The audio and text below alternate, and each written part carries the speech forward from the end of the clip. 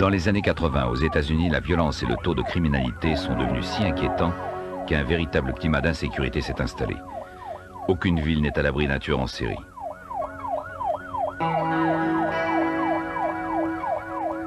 Le 24 mars 1987, à Philadelphie, la police reçoit dans la soirée l'appel à l'aide d'un homme, Vincent Nelson.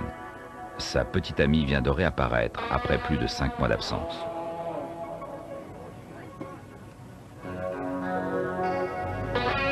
Josefina Riviera est en état de choc et tient des propos incohérents. Elle déclare avoir été enlevée et séquestrée dans une cave avec d'autres femmes. La police arrive chez Nelson et constate les traces de coups sur la jeune femme. Le couple est emmené au poste. Josefina raconte qu'elle a persuadé son tortionnaire de la laisser sortir 1 heure pour aller voir ses enfants. Il l'attend à une station-service, elle en a profité pour s'échapper. La police se rend à la pompe à essence. Un homme attend au volant d'une Cadillac. Il s'appelle Gary Ednick. La police l'arrête. Il reste calme mais semble surpris. Il est emmené au poste pour un interrogatoire. Le lendemain matin, munis d'un mandat de perquisition, des inspecteurs se rendent au domicile de Ednick. Josefina Riviera n'a pas menti. 2 femmes noires, pratiquement nues, sont enchaînées à la cave. Ils découvrent aussi une autre jeune femme nue cachée dans un trou. Ces 3 jeunes femmes sont en train de mourir de faim et sont repoussantes de saleté. Une ambulance arrive pendant que la police fouille le reste de la maison. La découverte est macabre et laisse les policiers stupéfaits d'horreur.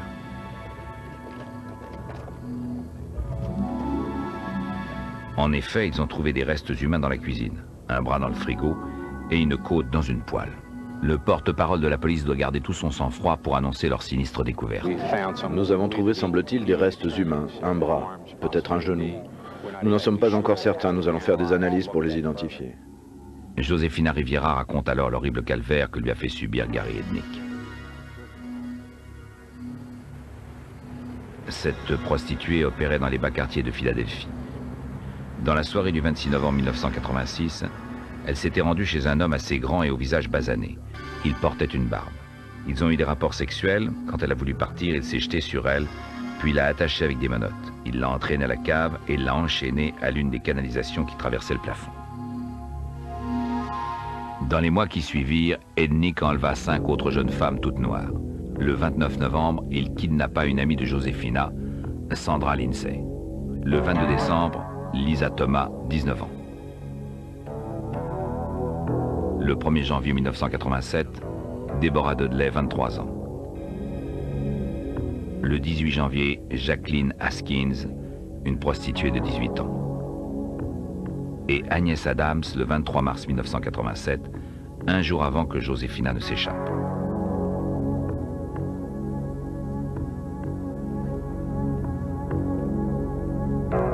Ednick nourrissait visiblement une véritable obsession pour les femmes noires, et plus particulièrement pour des femmes simples d'esprit comme Sandra Lindsay.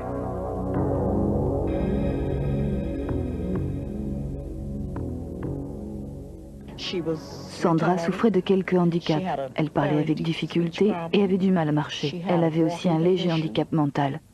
Ednick voulait désespérément des enfants. Il avait enlevé ces femmes afin de fonder une famille. L'émotion est vive à Philadelphie. Les habitants sont révoltés par ce tortionnaire pervers aux pulsions meurtrières. On devrait l'enchaîner et le priver de nourriture pour lui infliger le même supplice qu'à ses victimes. On devrait lui rendre la monnaie de sa pièce. Ednick violait ses victimes presque tous les jours et les obligeait même à avoir des rapports sexuels entre elles. Il les battait souvent. Sandra Lindsay mourut suite à ces sévices barbares. Il l'avait suspendue à l'un des gros tuyaux du plafond pour la punir. Il avait remonté son corps à l'étage. Ensuite, une odeur fétide commença à se propager dans la maison. Il emmena Deborah Dudley dans la cuisine. La tête de Sandra cuisait dans une casserole, ses côtes grillaient dans une poêle. Il menaça Deborah de lui faire subir le même sort si elle lui désobéissait.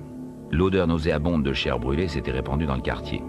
Le 10 février 1987, les voisins alertèrent la police qui ne prit pas leur plainte au sérieux. Un policier s'était tout de même rendu sur les lieux et avait interrogé Ednick. Celui-ci déclara calmement qu'il avait laissé brûler son dîner. Le policier vérifia ensuite si Ednick avait un casier judiciaire, mais ne trouva rien. Pendant ce temps, les jeunes femmes étaient enchaînées dans la cave. Deborah Dudley refusait toujours d'obéir à Ednick. Pour la punir, il l'a mis au trou. Il jeta un seau d'eau sur elle et cloua les planches pour refermer le trou. Il força Joséphina à passer un fil électrique à travers les planches. Deborah Dudley mourut électrocutée.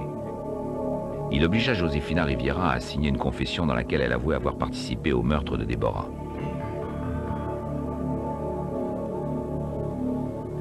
Joséphina dut accompagner Ednick dans la forêt où il se débarrassa du corps.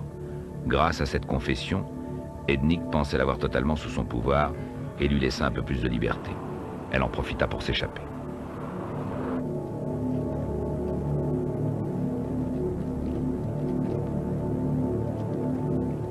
Plus tard, elle indiqua à la police l'endroit où fut enterrée Deborah.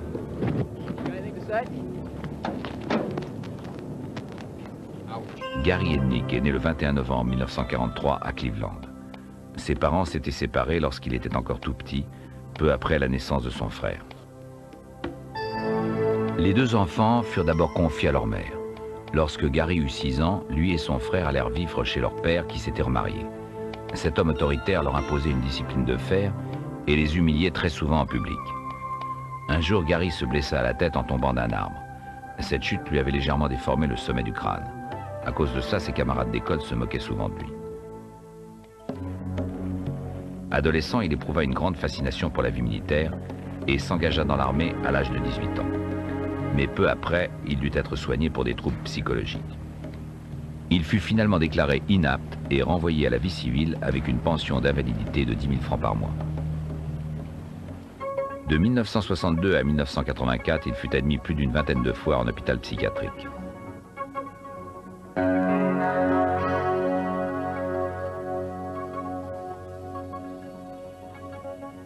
En 1971, il voulut fonder sa propre église pour venir en aide aux handicapés physiques et mentaux.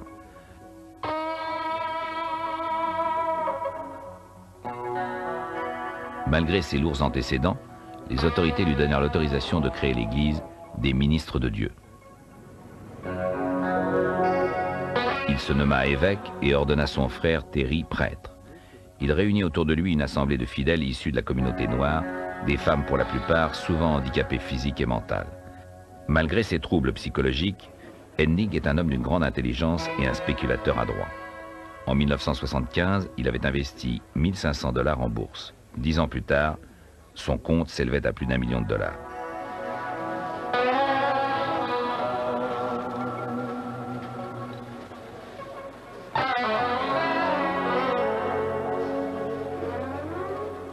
Son apparence négligée et sale ne laissait en rien deviner sa richesse.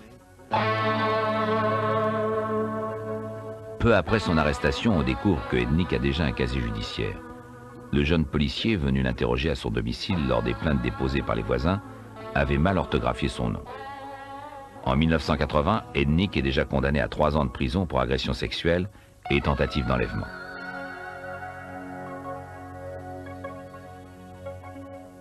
Puis il épouse Betty Listo, une femme originaire des Philippines. 3 mois plus tard, elle le poursuit en justice pour viol et conduite sexuelle indécente.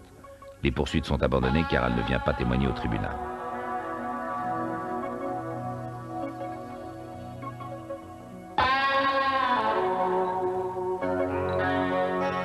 L'opinion publique est scandalisée. Comment la police a-t-elle pu laisser ce fou en liberté ?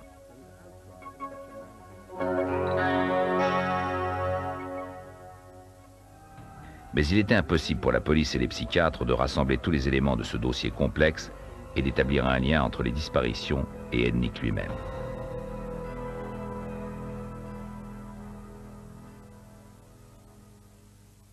L'affaire Ednick présente de nombreuses similitudes avec une série de crimes commis en juillet 1991 à Milwaukee.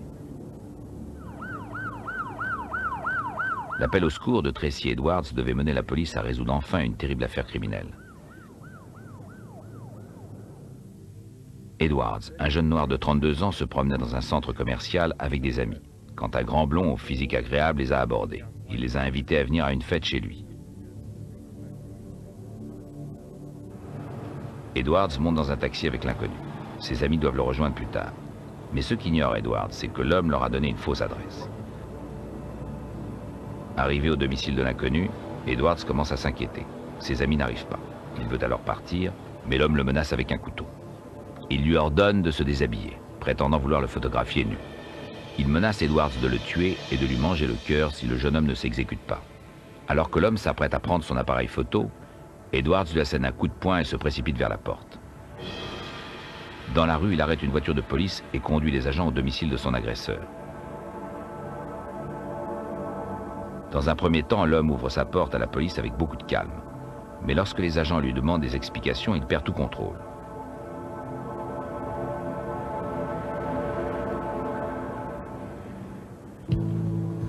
Les policiers fouillent alors l'appartement et comprennent immédiatement qu'ils ont affaire à l'un des plus dangereux tueurs en série des États-Unis.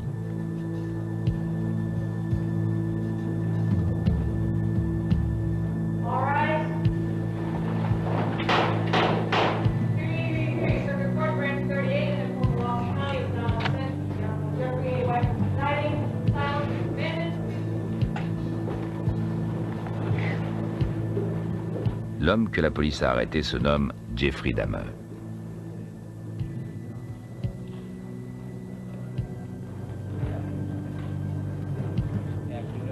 Votre honneur, l'accusé ici présent, Jeffrey Dahmer, est représenté par Gerard Boyle, Wendy Patricus et Scott Hansen. Un inspecteur décrit alors ce que la police a découvert dans l'appartement de Dahmer. Dans le réfrigérateur se trouvait une tête humaine. Dans le congélateur, il y avait 3 autres têtes dans des sacs plastiques.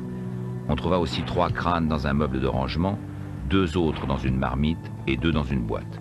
Une odeur de putréfaction s'échappait d'un tonneau de plastique bleu, à l'intérieur duquel il y avait 3 torses humains. La police put identifier quelques-unes des victimes et avertir les familles. On croit toujours que cela n'arrive qu'aux autres jusqu'au jour où cela arrive à votre propre fils. Vous savez, c'était mon unique enfant. Je me sens un peu soulagée, car je sais maintenant où est mon fils. J'ai tant prié pour savoir ce qui était arrivé à mon fils, pourra désormais reposer en paix.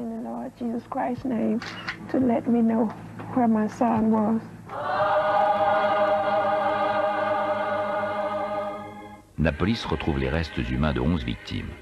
Dahmer, quant à lui, prétend être l'auteur de 17 meurtres.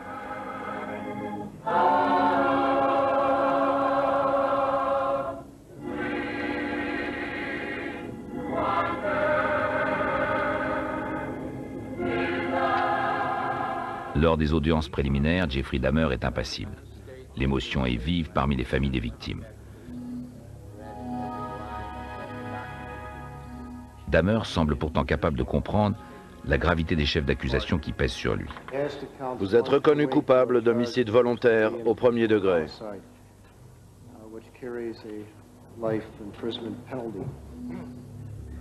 Mais certains pensent que l'indifférence dont il fait preuve révèle son incapacité à saisir l'atrocité de ses crimes. Vous comprenez ce que je vous dis? Oui, votre honneur. L'accusation souhaite que la peine de mort soit appliquée. Or, la peine capitale a été abolie dans le Wisconsin. Pour nous, Jeffrey Dahmer est légalement responsable de ces crimes et devrait être condamné à la peine de mort. Et si nous pouvions le juger dans un autre État où la peine capitale est en vigueur, nous le ferions. L'émotion est à son comble à Milwaukee, au fur et à mesure que l'enquête avance et révèle l'horrible réalité. Les habitants commencent à exprimer leur indignation. En ce moment, beaucoup de gens sont en colère. La ville entière est en deuil. Ils souffrent pour ceux qui ont disparu. Ils sont furieux et révoltés par le supplice que Dahmer a infligé à ses victimes. Voilà 3 ans, on se sentait encore en sécurité à Milwaukee. Le procès de Jeffrey Dahmer s'ouvre le 13 janvier 1992. Le juge Lawrence Graham préside le tribunal. Dahmer est accusé d'avoir commis 15 meurtres. Toutes ses victimes ont été enfin identifiées. La défense plaide coupable et tente de prouver que Dahmer souffre de démence mentale. Pour l'accusation, il n'est qu'un tueur cruel qui a parfaitement conscience de la monstruosité de ses actes. Jeffrey Dahmer est né le 21 mai 1960 à Milwaukee. Un père souvent absent, des querelles incessantes entre ses parents qui s'achèveront par un divorce ont provoqué chez Dahmer un profond sentiment d'insécurité et de solitude. Il fut un enfant réservé et mélancolique, mais très intelligent. Pourtant, incapable de se concentrer, il n'obtient pas de bonnes notes à l'école. Marty Schmidt, l'une de ses camarades de classe, raconte qu'il était incapable de se lier avec les autres. Il avait l'air tellement perdu et fragile que j'ai toujours su qu'il commettrait l'irréparable. En 1978, il s'inscrivit dans une université pour étudier la gestion. Mais l'alcool anéantit en lui toute volonté de réussir et il abandonna rapidement ses études. Comme Ednick, il s'engagea en 1979 dans l'armée pour 3 ans. Mais l'alcool continua à le détruire et il fut déclaré inapte 9 mois plus tard.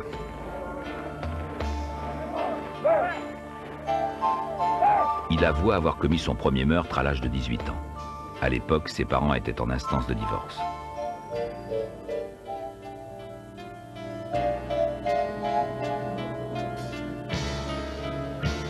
Son père avait quitté le domicile conjugal. Sa mère était partie pour quelques jours. En quête de compagnie, il était sorti et avait pris un adolescent en stop qu'il ramena chez lui. Ils burent quelques bières ensemble. Le jeune homme décida alors de s'en aller. Un sentiment irrépressible avait alors envahi Dahmer. Le chef de la police explique comment Dahmer a assassiné sa première victime. Dahmer a violemment frappé sa victime à la tête avec une haltère, puis il l'a étranglée. Il a ensuite découpé le corps avec un couteau et enveloppé les morceaux dans des sacs plastiques qu'il a éparpillés quelques jours plus tard.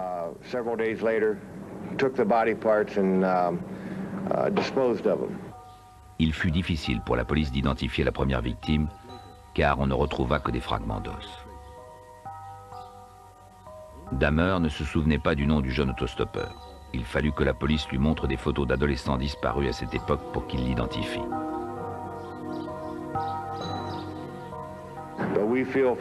Les indications de Dahmer, ainsi que les traces de sang sous la maison et les 3 dents que nous avons retrouvées, nous permettent d'établir l'identité de la victime. Nous pensons qu'il s'agit de Stephen Hicks. Après son renvoi de l'armée, Dahmer vécut avec sa grand-mère non loin de Milwaukee et trouva un emploi dans une fabrique de chocolat. Il traînait souvent dans des bars d'homosexuels. Le 8 septembre 1986, Dahmer était accusé d'attentat à la pudeur sur 2 jeunes garçons de 12 ans. Il est astreint à un régime de liberté surveillée. Pendant 1 an, sa conduite est exemplaire. Puis il assassine sauvagement un autre homme qu'il avait ramené dans un hôtel. Il dissimule le corps dans la maison de sa grand-mère et le découpe en morceaux. 4 mois plus tard, il commet un autre meurtre. Ses pulsions meurtrières deviennent de plus en plus irrépressibles au cours des 3 années suivantes. Il ne connaissait aucune de ses victimes. Il les abordait au hasard dans des bars ou dans la rue. Il les ramenait chez sa grand-mère, les invitait à boire un verre, les droguait, les tuait, puis les découpait en morceaux. Il se débarrassait des corps avec de l'acide et jetait les résidus à la poubelle.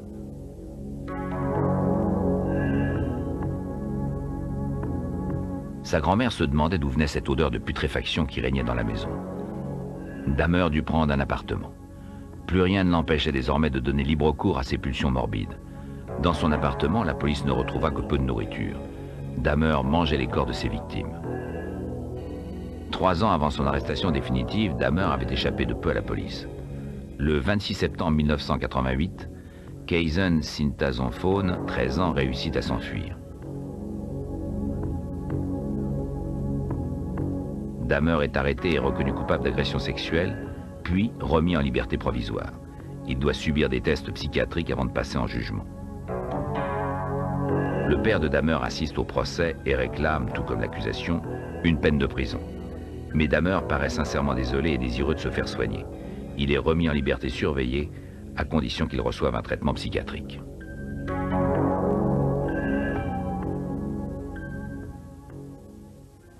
Mais ses crimes redoublent et rien ne semble pouvoir l'arrêter.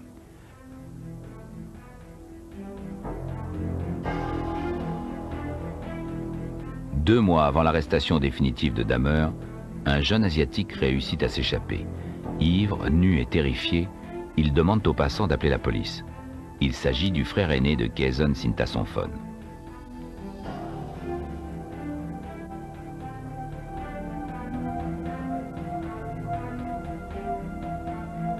Dahmer s'approche des policiers et leur explique que le jeune homme, Konerak Sintason-Fawn, et son petit ami et qu'il s'était enfui après une querelle.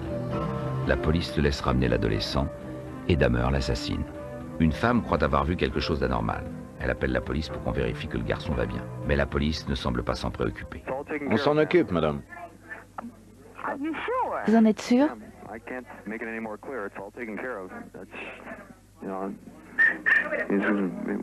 Tout à fait certain, madame.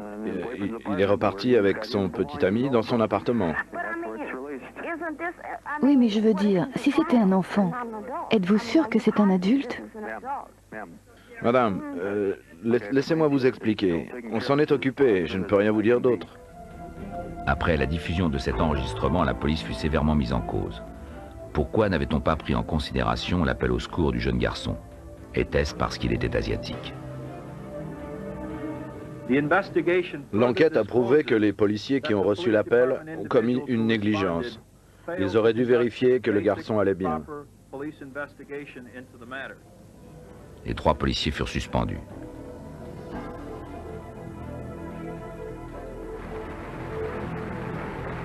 Cette décision ne plut pas à tout le monde.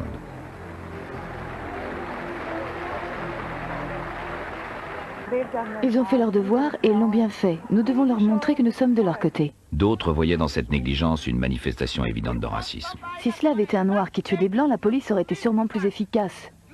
Nous voulons l'ouverture d'une enquête. Au cours du procès, les psychiatres tentèrent d'expliquer comment Dahmer avait pu commettre ces horribles crimes.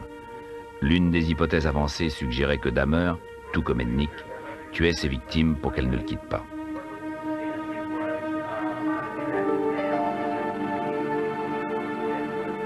Mais pour l'accusation, cette hypothèse était caduque.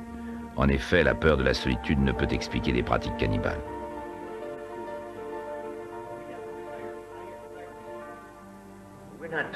On ne parle pas ici d'une envie de gâteau au chocolat, mais d'une envie de chair humaine. Pour l'accusation, Dahmer souffrait bien d'un grave désordre psychologique, entre autres de pulsions sexuelles anormales comme la nécrophilie, mais il était tout à fait capable de faire la différence entre le bien et le mal. Les membres du jury délibérèrent et le 15 février 1992, le juge Graham rend son verdict. Le jury a délibéré et a rendu son verdict. À la question, l'accusé Jeffrey Dahmer souffrait-il de troubles mentaux lorsqu'il a commis cette série de crimes? La réponse est non. Dahmer est reconnu coupable et responsable des 15 meurtres dont il est accusé. 2 jours plus tard, le juge prononce la sentence devant toutes les familles des victimes. Il est condamné à 15 peines consécutives d'emprisonnement à vie.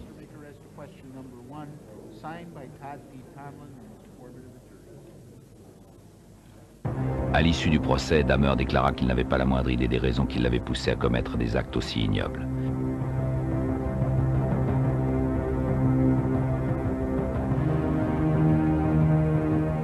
Il n'exprima cependant aucun remords ni regret.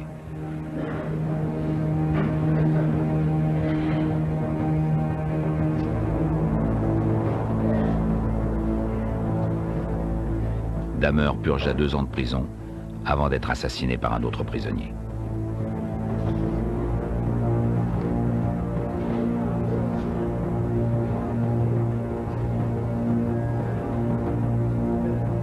Quant à Gary Ednick, il fut reconnu saint d'esprit et condamné à mort pour les 2 meurtres qu'il avait commis. Quand il apprit que Dahmer avait été assassiné, il fit une requête pour être exécuté le plus rapidement possible. Mais les longues procédures d'appel retardent sans cesse son exécution.